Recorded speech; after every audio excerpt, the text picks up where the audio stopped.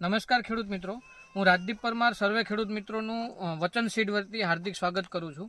આજે આપણે વચન સીડની રફતાર દૂધીનો પ્લોટ નિદર્શન માટે આવેલા છીએ અને આપણે વડાલી તાલુકાના એક ગામમાં આવેલા છીએ.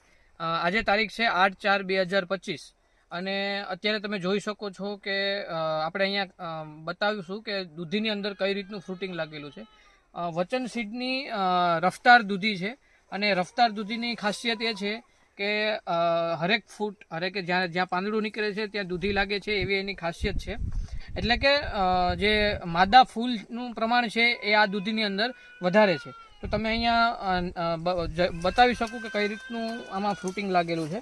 આ વેલો છે તો તમે અહીંયા જોઈ શકો કે હરેક ફૂટે દૂધી છે, 1 2 3 4 5.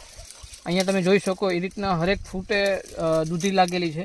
એક જ વેલાની અંદર 7 થી 8 દૂધી લાગેલી છે, કારણ કે જે ફૂટની અંદરથી પણ ફૂટ થાય છે એમાં પણ દૂધી લાગે છે. અહીંયા તમે જોઈ શકો હરેક જ્યાં પાન નીકળે છે ત્યાં દૂધી લાગવાની ક્ષમતા છે, તમે અહીંયા જોઈ શકો.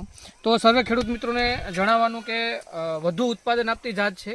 તમે શિયાળા, ઉનાળા, ચોમાસું ત્રણેય ઋતુની અંદર આ વેરાયટીનું વાવેતર કરી શકો.